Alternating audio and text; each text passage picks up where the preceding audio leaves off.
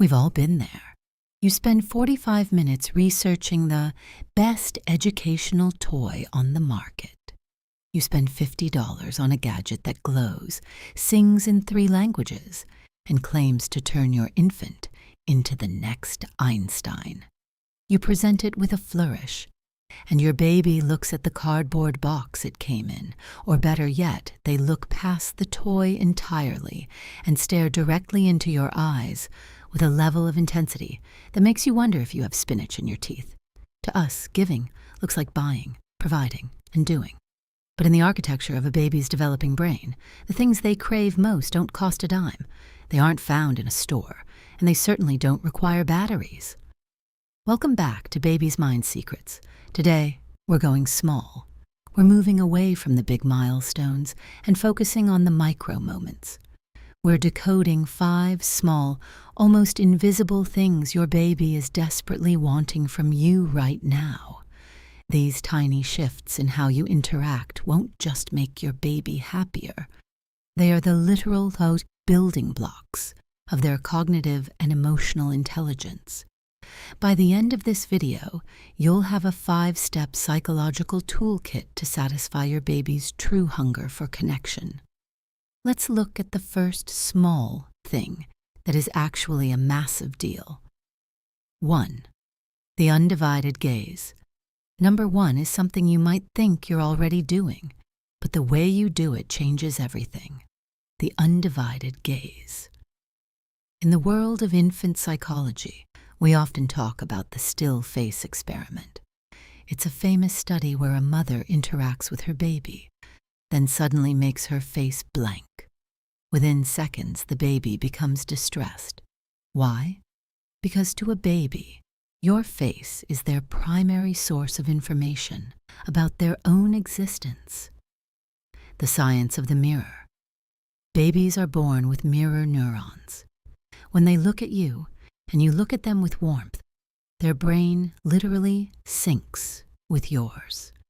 This isn't just about seeing you, it's about being seen. When you lock eyes with your baby, without a phone in your hand or the TV on in the background, you are providing a neurological mirror. You are telling them, you exist, you are important, and your emotions matter. The small ask. Your baby doesn't need you to stare at them for 8 hours a day. They want micro-bursts of total presence, 5 minutes of uninterrupted eye contact where you aren't thinking about the laundry or your grocery list is worth more to their brain than 5 hours of you being in the same room but distracted. They want to see their own joy reflected in your eyes. When they smile, and you smile back, you're not just being cute, you're reinforcing their neural pathways for social connection. And 2. The narrated life number 2 is something that feels a little silly at first. The narrated life. Have you ever found yourself explaining the intricacies of how to fold a fitted sheet to a 3-month-old? Or describing the exact process of making a cup of coffee while your baby sits in their bouncy seat?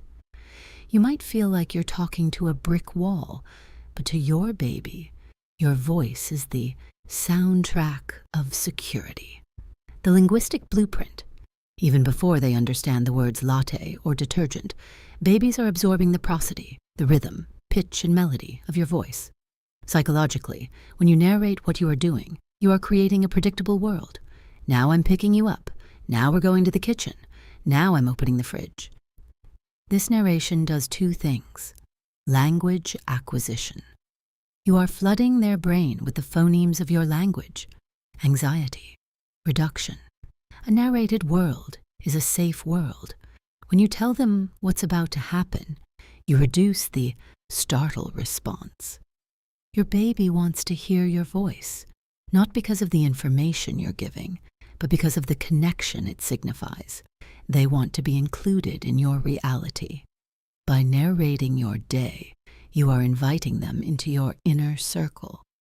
We're about to dive into the 5-second pause, which is a total game changer for baby frustration. But first, let's have a quick reality check. If you are currently watching this video with one hand, while the other hand is covered in a substance you can't quite identify, if your messy bun has reached a level of architectural complexity that defies gravity, and if you've ever considered hiding in the pantry a valid vacation, then you belong here. At Baby's Mind Secrets, we don't do perfect. We do informed. We're here to help you understand the genius inside that tiny, messy human so you can feel a little more in control of the chaos. Go ahead and hit that subscribe button. Join our community of parents who are trying to raise high IQ humans while running on low-quality sleep. Give this video a like if you've ever had a full conversation with your baby about why they can't eat the dog's tail, and tell us in the comments, what's one mundane thing you always narrate for your baby? Let's share our narrator scripts in the comments. 3. The 5-second pause. Number 3 is perhaps the most difficult one for us adults. The 5-second pause. We live in a high-speed world. We want answers now. We want movement now, and we want things fixed now. But a baby's brain is operating on a 56K modem in a fiber optic world. When you ask your baby a question, or you show them a toy, or you wait for them to reach for a bottle, give them 5 seconds. The cognitive spark. In child psychology, we call this wait time. When we rush in and do things for a baby the moment they hesitate, we are actually robbing them of a cognitive fire. If your baby is looking at a toy and their little hand is twitching, they are calculating. They are figuring out the distance, the grip, and the intent. If you pick up the toy and give it to them after 2 seconds, you've interrupted that calculation. What they want from you, they want you to be a patient observer. They want the space to solve the problem themselves. By giving them that 5-second pause, you are signaling that you trust their ability. This is the very beginning of self-efficacy, the belief that I can make things happen. It's a small thing, but it's the foundation of confidence. 4. Rhythmic physicality. Number 4 is something rooted deep in our evolutionary history. Rhythmic physicality. Why do we instinctively sway when we hold a baby? Why do we pat their backs in a steady rhythm? It's not just because it's cute. It's because your baby's brain is hardwired for vestibular regulation. For 9 months, they lived in a world of constant rhythmic movement. They heard your heartbeat and felt your gait. When they are born, the stillness of a crib can actually be terrifying. The grounding effect, small rhythmic movements, a gentle sway, a rhythmic pat on the bottom, or even just the rise and fall of your chest as they lay on you, tells their nervous system that they are safe. It lowers their cortisol levels and regulates their heart rate. They don't want big play all the time. Often what they want is the small pulse of your presence. They want to be tethered to your rhythm. When they are overwhelmed by the world, they want you to be their human metronome. It's a small physical act that provides massive emotional grounding. 5. Your emotional honesty. Finally, number 5 is something that might surprise you. Your emotional honesty. We often think we need to put on a happy face for our babies at all times. We hide our stress, we mask our sadness, and we try to be the perfect parent robot. But babies are micro-expression detectors. The conflict of cues. If you are feeling stressed, but you're forcing a big fake smile, your baby picks up on the incongruence. They sense the tension in your muscles and the cortisol smell in your sweat, but they see a smile. This mixed signal can actually make a baby more anxious because they can't accurately read their environment. The small shift. Your baby doesn't want you to be perfectly happy. They want you to be real.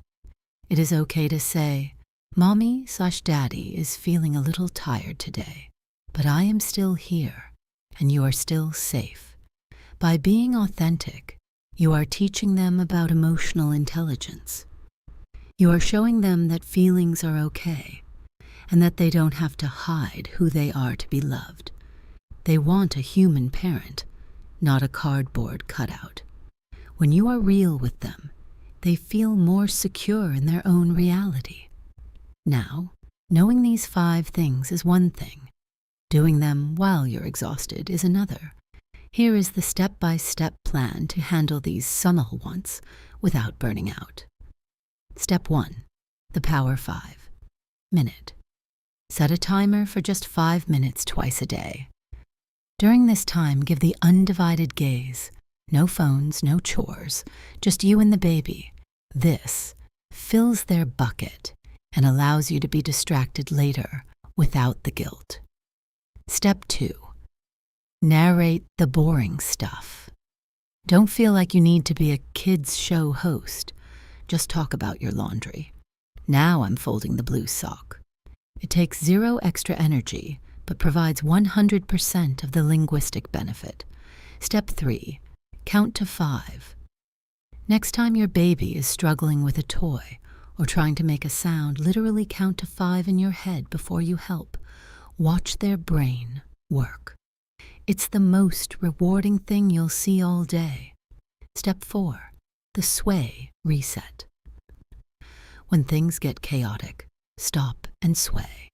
Use that rhythmic physicality to calm your nervous system first. If you are grounded, they will follow. At the end of the day, your baby doesn't want a perfect life. They want a connected one. They don't want the $100 toy. They want the $0 gaze. You are already everything they need. By leaning into these 5 small things, you aren't just making parenting easier. You are building a human being who feels seen, heard, and understood. What's next? Now that you know what they want, you need to know what they are thinking when they won't stop staring at you. Watch our video on the psychology of babies staring at you right here. Thanks for watching Baby's Mind Secrets. Keep watching the small things, and we'll see you in the next one.